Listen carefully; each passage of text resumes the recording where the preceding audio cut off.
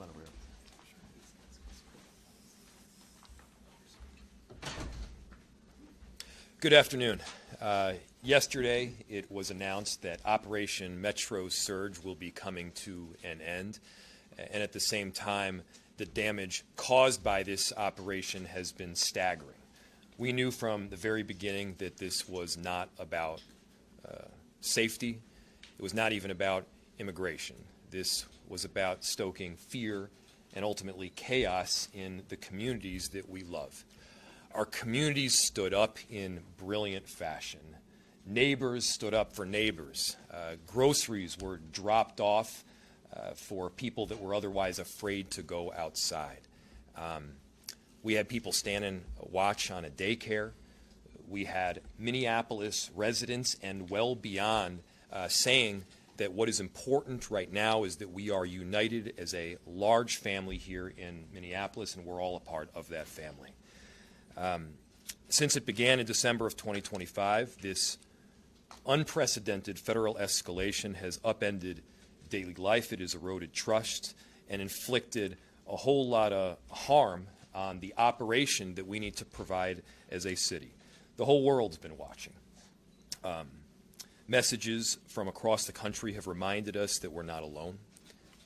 And the 2 times that I have left Minneapolis, what we have been met with is a whole lot of love. People are inspired by what is taking place in Minneapolis, and I got to tell you, I'm among those that are truly inspired by the residents that have stood up. But today we're here to talk about how destructive this operation has been to our city, but also how we plan to move forward. Our city team has had boots on the ground from the very beginning, and whether that's community service officers that have delivered food to families that are in need, or an emergency operations plan that has been executed from those early days in December, to a both preemptive and responsive legal team that has been stepping up to the plate, making sure that these unconstitutional infractions are not just noticed, but we have a legal response to them. And then, of course, as part of this emergency, we've also seen great damage. Our emergency management team, led by Director Sayer, has been doing very hard and deliberate work to calculate what these damages have been while those damages are simultaneously being inflicted. At least 76,000 people are in need of urgent relief and assistance. We've seen at least $203 million in economic impact in just January alone. We were seeing somewhere between $10 and $20 million worth of losses to small and local businesses per week. Small businesses have collectively lost more than $80 million in revenue. Hotel cancellations at this point will exceed $5 million, and more than 75,000 additional people are experiencing some form of food insecurity. Thousands of school-aged children are in need of support and services. This is not even an exhaustive list. There is much more. Far beyond that, we'll ever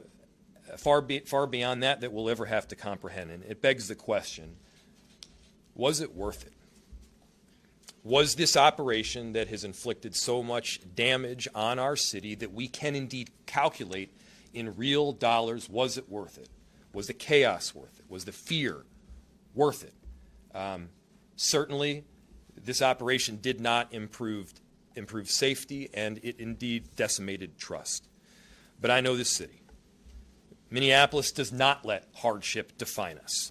We define ourselves by how we rise and how we respond. Our focus must now be on moving forward and making sure that our neighbors, our businesses have our support. So we're going to do what we always have done. We're going to rebuild, we will restore trust, and we're going to move forward as a unified city. Just as Minneapolis responded when federal agents sowed chaos in our streets and disrupted daily life, what you will now see Minneapolis responding in unified fashion is we're going to step up for those small local businesses. We're going to make sure that we experience that big Minneapolis come back in full. People from around the country have asked, what can we do to help? And the answer is, upon this Operation Metro Surge ending, come to Minneapolis. Support these local entrepreneurs. Support these immigrant-owned businesses that have added so greatly to the fabric of our communities and the fabric of these corridors. It's about the easiest ask that I could possibly make of you. Buy some incredible food. Stay at a hotel. Minneapolis is a tremendous city, one that I myself fell in love with and decided to start my life here. I am not unique.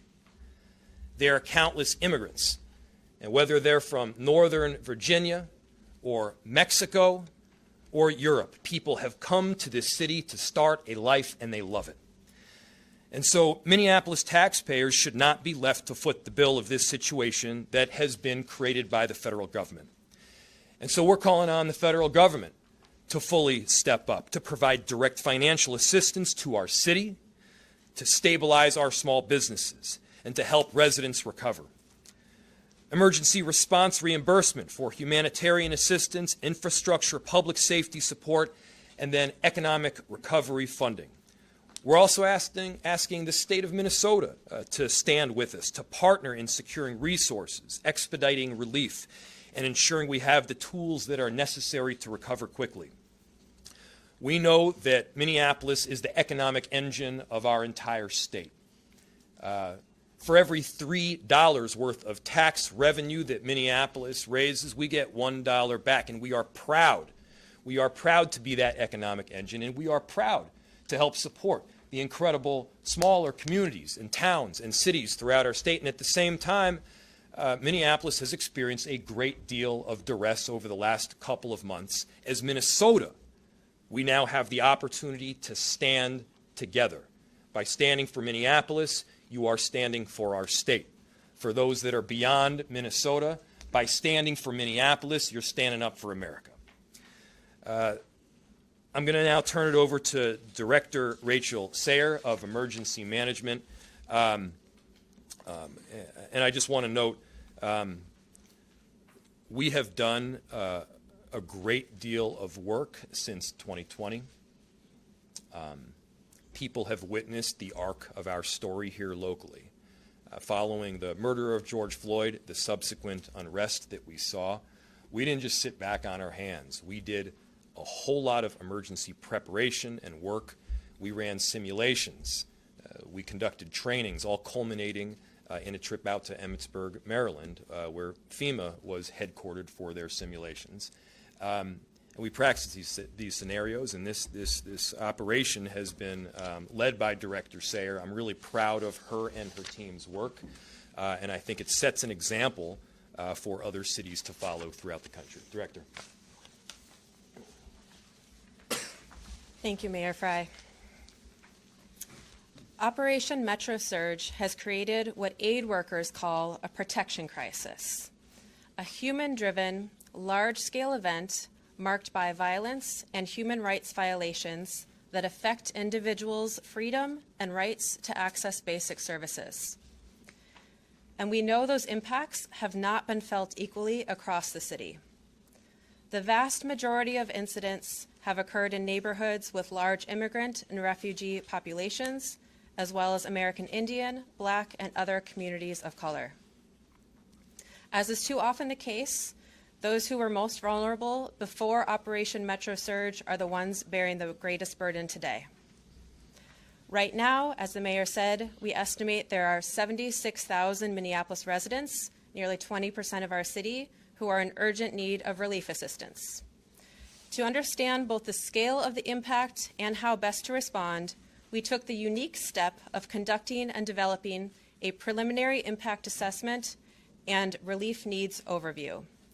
This rapid early analysis provides initial recommendations to guide our system-wide response and recovery, drawing on best practices for responding to protection crises.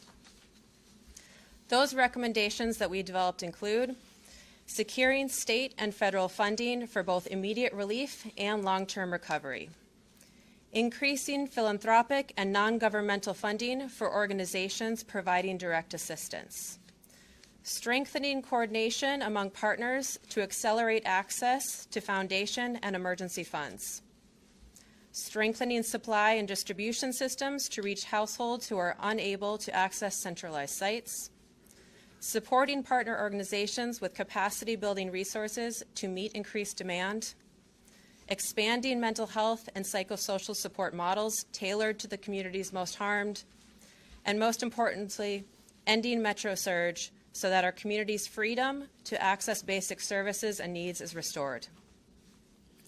The assessment that we conducted features preliminary estimates based on currently available data and reasonable assumptions, and we will continue refining our recommendations as more information becomes available. As the mayor stated, at this stage, we estimate the overall financial impact to the city is at least $203 million from January alone. The largest impact is in livelihoods. That is $171 million at this time. This includes household income losses estimated at $47 million per month as residents have been unable to or afraid to go to work. Small business losses as high as $81 million in January alone. $4.7 million in lost hotel revenue due to cancellations extending through summer, and a $37.9 million gap in construction valuation. This is the lowest January construction total in a decade. The second sector that we analyzed is housing, specific to rental assistance needs. Before Operation Metro Surge, there were 35,000 low-income renter households who were already struggling to afford rent in our city. The surge has dramatically intensified that instability. Lost household income since December 2025 has created an additional $15.7 million in monthly rental assistance needs.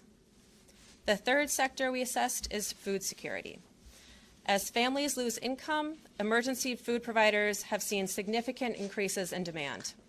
The estimated weekly food cost to meet current food needs is $2.4 million, and we face growing gaps, especially as food prices continue to rise.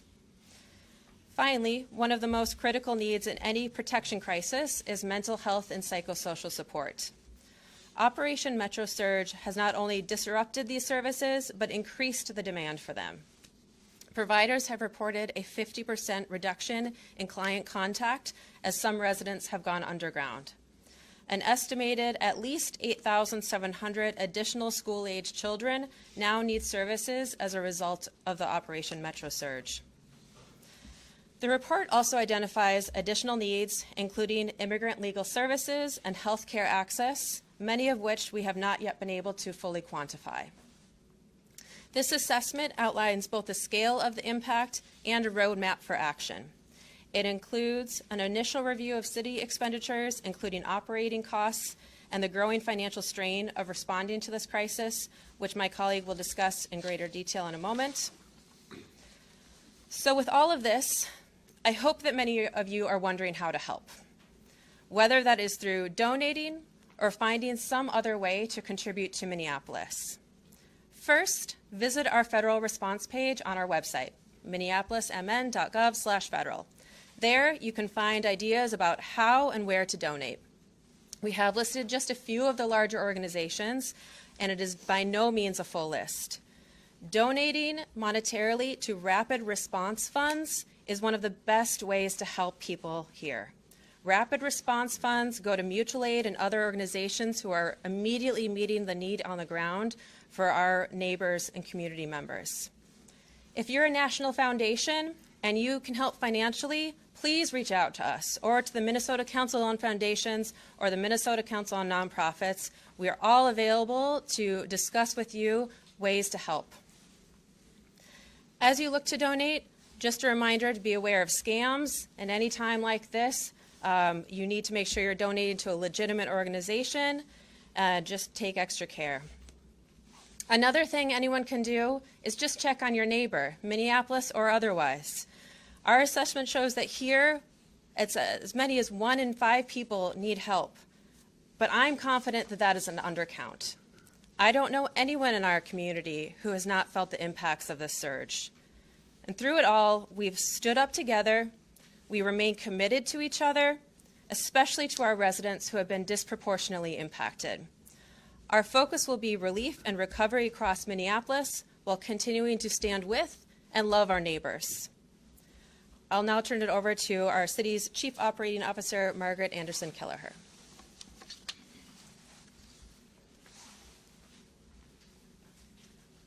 Thank you, Director Sayer, for your leadership at this time. I want to also thank the dedicated public servants at the City of Minneapolis have been working nonstop on issues all around our city and even beyond. They have been asked to step up. Director Sayer just presented to you some very stark numbers. They're stark, they're upsetting, they're heartbreaking to this city. In addition to the hundreds of millions of dollars lost for our residents and businesses in Minneapolis, the expense to the city operations also, because of Metro Surge, is hitting our budget hard. We are in the very first months of our budget this year, and in January alone, Operation Metro Surge has cost the city of Minneapolis an estimated $6 million. This $6 million includes extra staff time, adding to our payroll. This includes expenses for street cleanups. This includes costs for equipment needs. We are very optimistic that this surge is going to end soon, but if it continues for any longer, we know that that $6 million will double by March 1st, $12 million. We anticipate even further impacts from reduced revenues, reduced sales tax, which we will not know the numbers of until about April. So make no mistake, that is money that we needed to spend to take care of the city, to serve residents. And we are going to still do all of that service for our residents. But we're now facing a significant financial challenge. One that risks our ability to deliver our most important core services without further burdening the residents, homeowners, businesses, and renters of Minneapolis with increased property taxes. The city's very financial stability has been called into question because of the actions of our own federal government. That is why we need assistance, financial assistance, from both the federal government and the state government, our partners. The people of Minneapolis should not have to foot the bill for this crisis that was created by the federal government. We need to not only end the violent occupation, but we also need to have support in the recovery from this violent occupation. Obviously, incidents like this have countless cascading effects in many ways on so many people. And that includes our police officers. And with that, I'm going to turn it over to Assistant Chief Chris Gators with Minneapolis Police. Thank you. First, I'd like to state just that we're pleased with the announcement that the federal immigration operation Metro Surge has completed. The Minneapolis Police Department respects the role and the mission that the federal law enforcement partners and recognizes that their operation posture can have a direct impact on the local public safety dynamics here in the city of Minneapolis. As far as our hope and our officers, as this mission concludes, as far as the Metro Surge, it will assist us with our operations and as far as the demands associated with our officers. We'll be able to not necessarily respond to the unlawful assemblies that have taken place. The protest management will be a lot better now and manageable now with the resources we have within our own police department. And the related responses from our requests from our state, our county, and other local agencies outside of Minneapolis will also be reduced, and we can get back to our core values here within Minneapolis of serving our communities within Minneapolis and giving them the service that they have expected from us over the years. As far as our officers have worked tirelessly. These officers have taken days off, and those days off have been canceled. Our officers have canceled vacations, they've missed birthdays, they've missed anniversaries, and they've done this so they can serve our citizens here in Minneapolis. The one thing I will say about it is that I'm very proud, and Chief O'Hara is very proud of the fact that they have remained professional and they have shown great restraint when serving during these challenging circumstances. These officers, and along with our community members who are also very proud, we work here in Minneapolis together, community and police in the police department.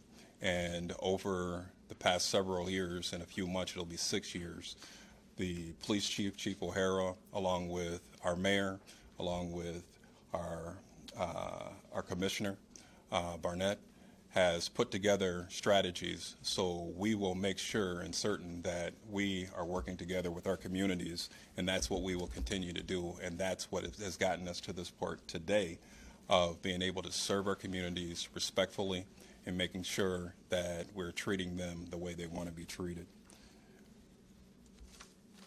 Again, to our officers, again, to our communities, thank you so much for working with us over the years. We've developed strategies and programs that have been tested, and every time you're in a relationship, in our relationship with our communities, every time you're tested, you get stronger.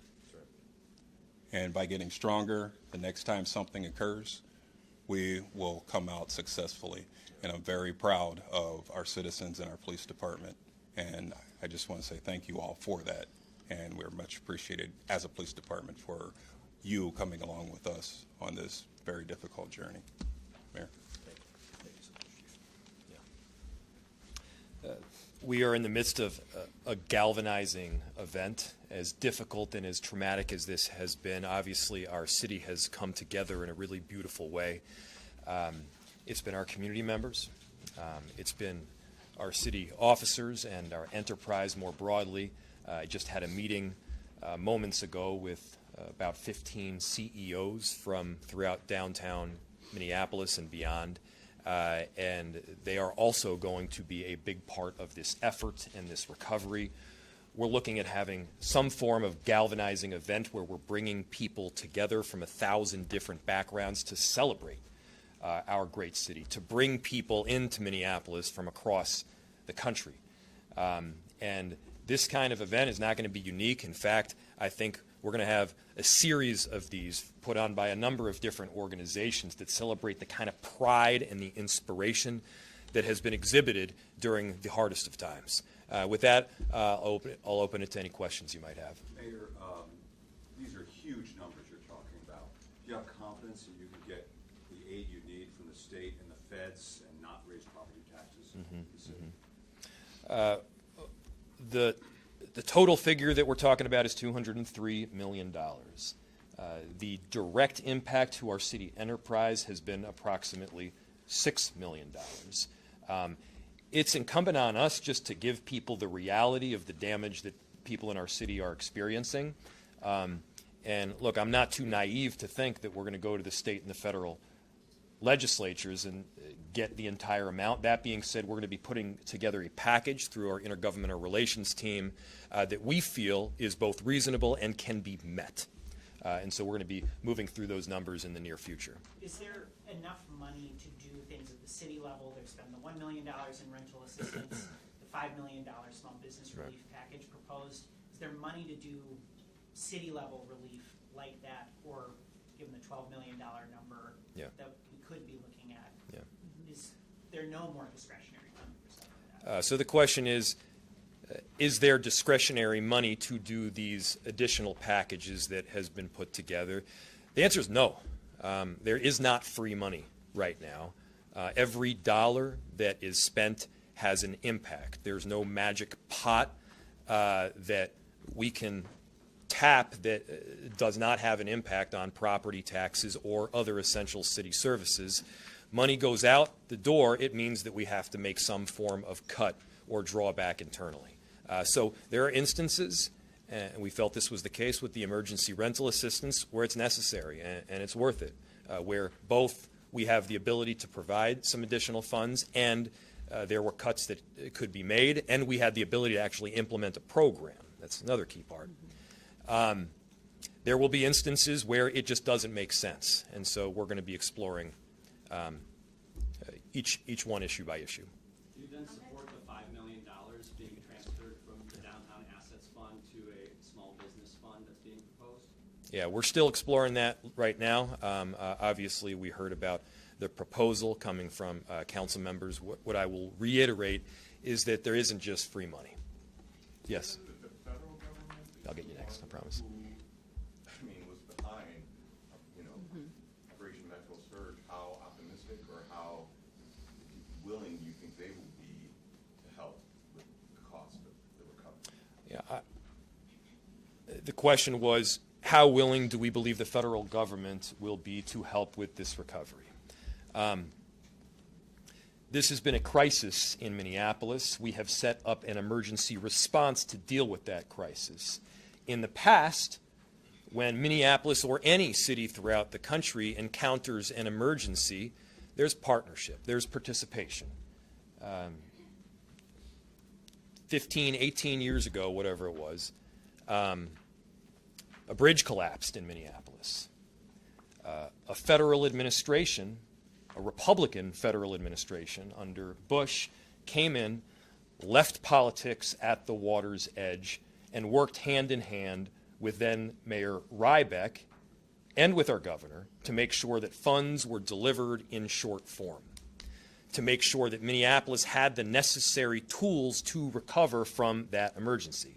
This has been an emergency caused by the federal government, and so it's all the more important that they also participate in the recovery from the damage that they themselves have caused. Does it look like, from everything city officials are saying, does it look like they're receiving yet today? Yeah. So the question was, based on information that we have, does it look like they are receding yet today? We have not yet had the sit rep that would outline incidents that have taken place. Obviously, we were made aware by the border czar Homan that activity through Operation Metro Surge would continue in the coming days prior to the exit of the agents themselves. And we also know that ICE, as an agency, will continue to do work as they did in the past, but not at the same level, not with the same conduct that we saw through Operation Metro Surge. Assistant Chief, do we have an answer as to the drawdown or when the planes literally leave? We don't. We'll try to get you a better answer to that. No. I have read and there's been a lot Yes. of businesses and organizations that have been doing rent assistance, Yeah. running mutual aid, Yeah. at a great loss to their business Yeah. finances. Will they be able to apply for any assistance, or how can, I guess, they ask for help from the city government right now? Well, that's a great question, and the mutual aid organizations that have been set up have done honorable, patriotic work to help people in need through this incredibly difficult time. There are funds, obviously, that are available. I can't speak for the criteria for applications for each one of them. There's $10 million that is going through the state in the form of forgivable loans. There's $1 million that we recently approved in the form of emergency rental assistance. And so, each one of those we're going to have to confront on a piece-by-piece basis. But thank you. You mentioned the state I do. thing. Rent trust, could you talk about comments from Tom Homan that allude to a deal that may have been made with Yeah. local leaders? How do you gain community trust with comments like that, and what's your response to that amid this drawdown? The position that I have had for months is exactly the position that we have as a city today. And that position is the following. We do not enforce federal immigration law, period. We do not cooperate with ICE or any agency around enforcement of federal immigration law, period. We do work with a number of different agencies to keep people safe in our city. And where the impetus, where the underlying issue is crime and safety, we've worked with many administrations, including the present one, to keep people safe. That has been my position, as you all have heard from the very beginning, and that position has not changed. So the notion that there was a deal is false. We'll do one more question. Hey, Mayor, you talked about the state assistance. Is that something maybe the city could set up, something like that, a fund for low-interest loans or forgivable loans? I'm sorry, can you repeat the question? You know, the state set up their Oh, sure. $2 million loan program yesterday. Right. It's got to be passed by the legislature. Yeah. Could the city do something like that in Minneapolis? Practically speaking, yes. The question again is where do the funds come from, recognizing that in the last budget address I also painted a pretty severe picture of what the budget looked like, and so again, there's not free money. I'll do one more. Could the assistant chief speak to the police morale right now? There's been questions raised by certain media outlets about how their morale is. I'm just wondering if you could speak to that. Yeah, let's get the assistant chief up here, but let me first start off. So the question was about police morale. The work that our officers have done over these last couple of months has been incredible. We have about 600 police officers in total. There were instances where really dangerous circumstances were taking place, and we maybe only had 30 officers on duty at those moments. Officers have canceled days off, they've missed birthdays, they have stepped up, and people are seeing the deep juxtaposition between the way a Minneapolis police officer will treat a constituent, a neighbor, and the way these federal agents were treating their neighbors. And it's not as if the Minneapolis Police Department has always been known for community trust. But there's a lot of work that's happened over these last 5 years. There's training that has taken place. Policies have been shifted. Officers have both stayed and are applying because they want to make the difference. And I can tell you, I have heard from some of the deepest critics that Minneapolis police is actually wanted on scene when something is going down. Why? Because we've got policies in place that ensure accountability. And I'll note, we've also been making sure to have those body cameras used so that footage is collected, that evidence has been garnered, and then that evidence could be used in ensuring justice and accountability. And I say that as broadly as possible. And so that is specific direction that has been given, and they've stepped up in a great way. The chief can speak to the morale, but I want to say directly to those police officers, we are grateful. Yes, that's a great question. As far as our morale in our police department, like any organization, you always have concern about the morale of your employees. However, I will say, again, our officers have been resilient along with our community members. And as far as our wellness piece, we offer wellness. We have it as a high priority. The chief has put many resources into making certain, along with the mayor and the cabinet, all the way down through, that the officers have the resources that they need. And we're making it more robust as we go. However, when it comes to our morale in our police department, that is something that we evaluate, and it's continuous. We look at it and we make certain that we're giving them the resources, and we'll continue to evaluate it. Right now, we want to make certain that our officers are taken care of and they're healthy, so they can serve and come back and serve our community members. And like I said, it's a great question. That's something that we'll continue to answer for you as we know more. But our officers are, like I said, very proud of them. very, very proud of them, and they seem, as I call it, Minneapolis strong. As a community members are coming up and they're hugging them out at scenes. During protests, they're coming and hugging our officers, and that's something that we didn't see a few years back. And through the hard work and commitment through the mayor, through the commissioner, through Police Chief Brian O'Hara, the deposits that we made are paying off to us, and that helps morale when you're getting hugs from your community members that you're serving. Thank you, everybody. Thanks. Great way to end. Yeah. If anybody didn't get a news release, please let me know.